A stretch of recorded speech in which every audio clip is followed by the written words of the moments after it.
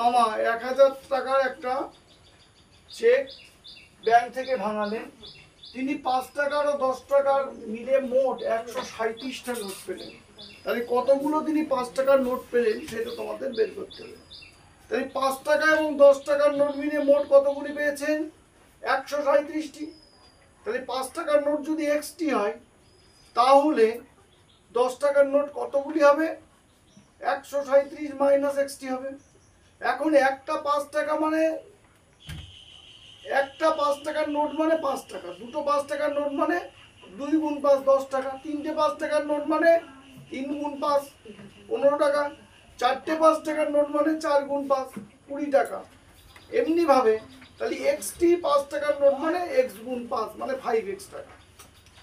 একটা 10 টাকার নোট মানে 10 টাকা, দুটো 10 টাকার নোট মানে 2 গুণ 10 20 টাকা, তিনটে 10 টাকার নোট মানে 3 গুণ 10 30 টাকা। তাহলে 137 মাইনাস এক্সটি 10 টাকার নোট মানে 137 মাইনাস এক্স গুণ 10 টাকা। তাহলে 5 টাকার ও 10 টাকার নোট মিলিয়ে মোট কত টাকা? 1000 টাকা। তাহলে এই দুটো যোগ করলে পাবো আমরা 1000 টাকা। এবার দেখো অঙ্কটা কিভাবে করছি। ধরি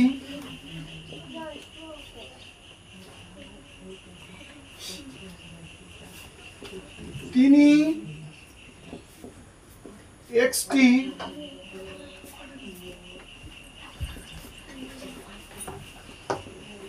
পাঁচ টাকার নোট পেলেন।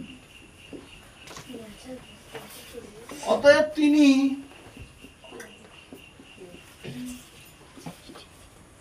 10 টাকার নোট পেলেন 137 মাইনাস এক্স। মোট নোট হচ্ছে 137টি, তার থেকে এক্স বাদ দাও, তাহলে বাকি টাকার নোটটা হচ্ছে 10 টাকার নোট। শর্তানুসারে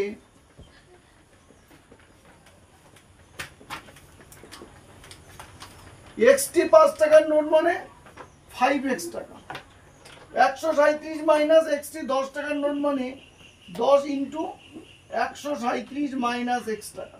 তাহলে 5 টাকা 10 টাকা মিলে মোট কটা নোট, তাই মাঝখানে যোগ করে দিলাম।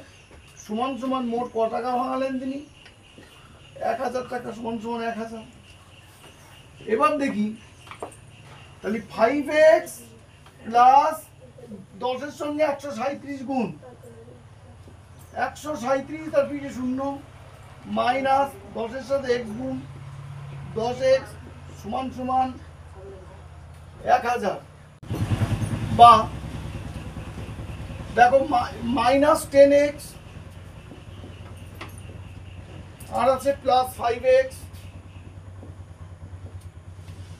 আলাদা চিহ্ন, তাহলে বিয়োগ করব। 10-এর থেকে 5 বিয়োগ করলে 5 হয়, x যেমন আছে বসে যাবে, বড়র আগে মাইনাস চিহ্ন বসে গেল। তাহলে পাবো আমি মাইনাস 5x সমান সমান 1000 প্লাস 1370 ডান পক্ষে নিয়ে গেলাম, তাহলে মাইনাস 1370 হলো। বা মাইনাস 5x সমান সমান 1370 আগে মাইনাস মাইনাস 1370 আর 1000-এর আগে প্লাস আছে, তাহলে প্লাস 1000। আবার আলাদা চিহ্ন, তাহলে বিয়োগ করে দাও। 370 হলো, বড় আগে মাইনাস চিহ্ন মাইনাস, তাহলে 370 পেলাম। উভয় পক্ষ থেকে এবার মাইনাসটা বাদ দিয়ে দিচ্ছি, তাহলে 5x সমান সমান 370 বা x সমান সমান 370/5। এবার আমরা কাটাকুটি করব। 5 দিয়ে 370-কে ভাগ করো, 5 7 35, 5 আর দিয়ে 7 0, 4 5 20। তাহলে আমরা পেলাম 5 দিয়ে যদি কাটাকুটি করি তাহলে হবে 74। x সমান সমান 74। তাহলে তিনি এক্সটি 5 টাকার নোট পেলেন, x এর মান হয় বের হলো 74। তাহলে অর্থাৎ তিনি 74টি 5 টাকার নোট পেলেন। অ্যান্সার।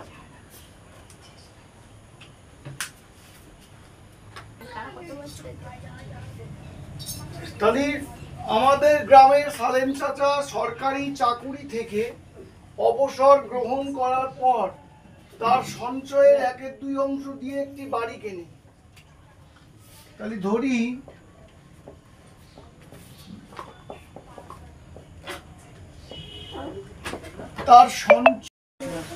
তার সঞ্চয়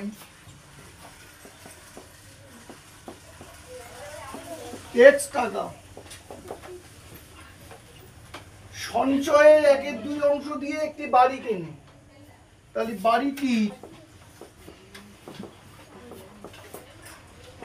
ক্রয় মূল্য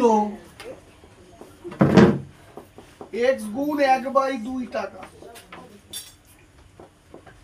সমান সমান x এর সাথে 1 গুণ করে দিলি x হয় বাই 2 টাকা। হঠাৎ বিপদে পড়ে তিনি বাড়িটি বিক্রি করে কেনা দামের 5% বেশি পান। অতএব 5% বেশিতে বাড়িটির বিক্রয় মূল্য সমান বাড়িটির ক্রয় মূল্য হচ্ছে x/2 টাকা। তাহলে x/2 গুণ 5% বেশিতে বাড়িটির বিক্রয় মূল্য মানে কি 100 টাকা যদি বাড়িটার দাম থাকে, কেনা দাম যদি 100 টাকা থাকে, তাহলে সে বিক্রি করবে 105 টাকা। তাহলে ক্রয় মূল্য যদি 100 টাকা হয় তাহলে বিক্রয় মূল্য হবে 105 টাকা। 105/100 দিয়ে গুণ করতে হবে। তাহলে 5% বেশিতে বাড়িটির বিক্রয় মূল্য হলো x/2 গুণ 105/100 টাকা। যদি তিনি বাড়িটি 3450 টাকা বেশি দামে বিক্রি করতেন তাহলে তা কেনা দামের উপর 8% বেশি পেতেন।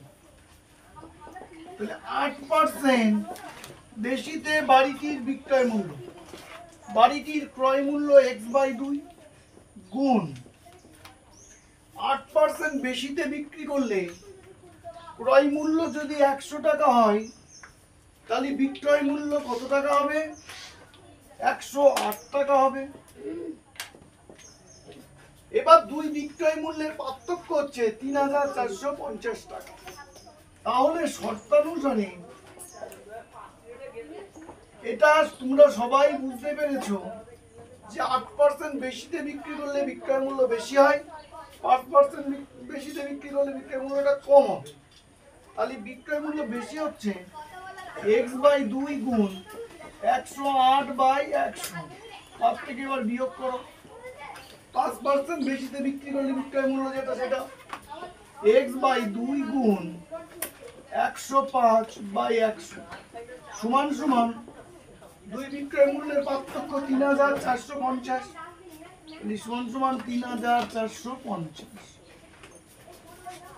বা এবার x/2 কমন নাও,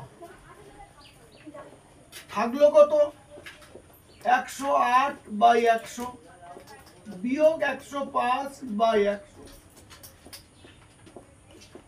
সমান সমান 3450। এবার দেখো বা x/2 ইনটু নিচে 100ই থেকে যাবে, 100 লসও বলে 100 হয়, তাহলে উপরে 108 বিয়োগ 105, 108 থেকে 105 বিয়োগ করলে হয় 3, তাহলে 3/100 সমান সমান 3450। এবার দেখো সমাধানটা আমি এখানেই করে দিচ্ছি। তাহলে x সমান হবে, মাঝখানে দাগ দিয়ে দিলাম, ডান পক্ষে 3450 আছে, 3450 উপরে বসলো গুণ বাম পক্ষে নিচে আছে 2 গুণ 100, এই 2 গুণ 100টা উপরে উঠে যাবে, 2 গুণ 100 আর উপরে আছে 3 সেটা নিচে বসবে।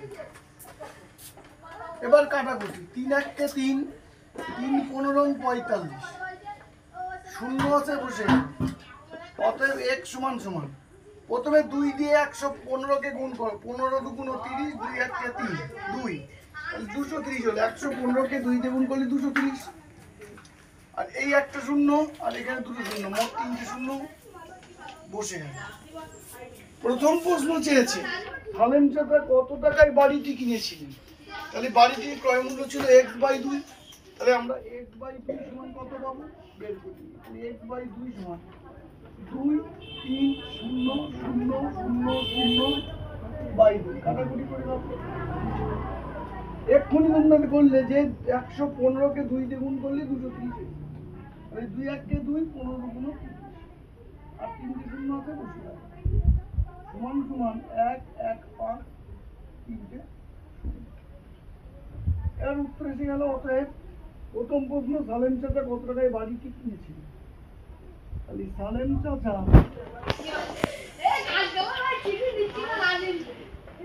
1,15,000 টাকায়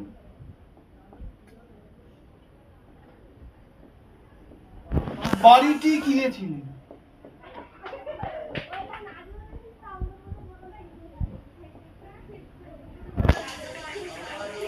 ও তার সঞ্চয় কত ছিল। তার সঞ্চয় 2,30,000 টাকা ছিল। 2,30,000 টাকা ছিল।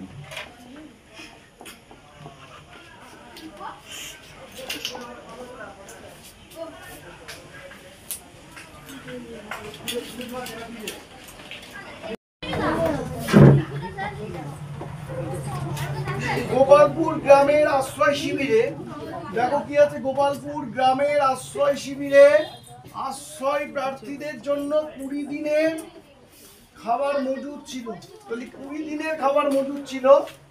7 দিন পরে আরো 100 জন আশ্রয় প্রার্থী সেই শিবিরে আশ্রয় নিলে 11 দিনের মাথায় সব খাবার শেষ হয়েছে।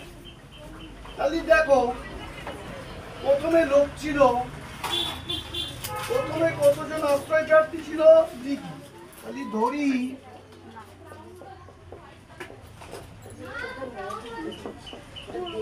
প্রথমে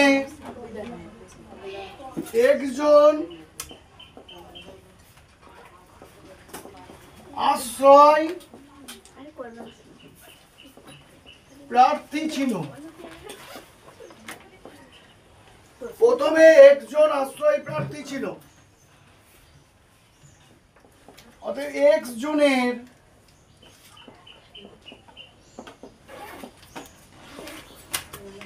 বাকি খাবার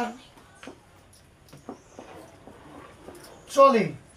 একজনের খাদ্য ছিল 20 দিনের, তারা খেয়েছে 7 দিন।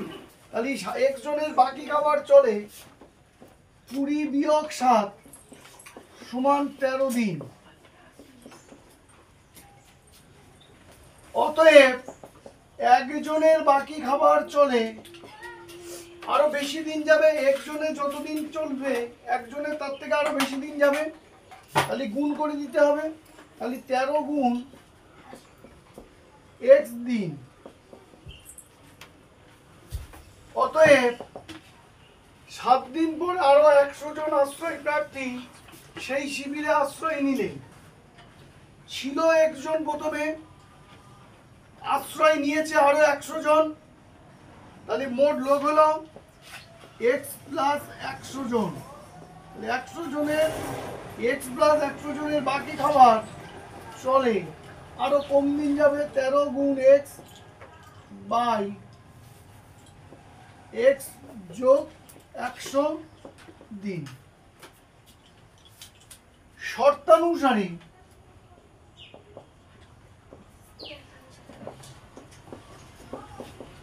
তাহলে x প্লাস 100 জনের বাকি খাবার চললো 13 গুণ x বাই x যোগ 100 দিন। তাহলে শর্তানুসারে 13 গুণ x বাই x যোগ 100 সমান সমান, এখানে বলা আছে 11 দিনের মাথায় সব খাবার শেষ হয়ে যাবে। তাহলে সমান সমান হচ্ছে 11 দিন।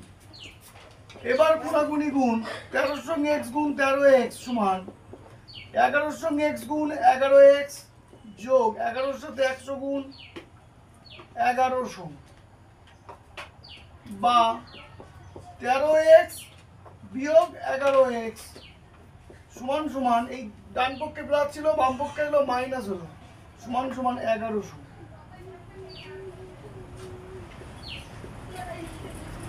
এবার সমাধানটা এখানে করছি, দেখো 13 থেকে 11 বিয়োগ করো, তাহলে 2x সমান সমান 1100 বা x সমান সমান 1100 বাই 2, কাটাকুটি করো, 5 দুগুণ 10, 5 দুগুণ 10 0, x সমান 550। এর উত্তর বেরিয়ে গেল। প্রথমে কতজন আশ্রয় প্রার্থী ছিল? অতএব প্রথমে 550 জন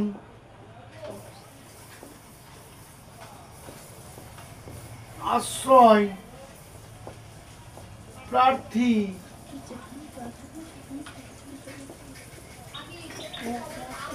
ছিল।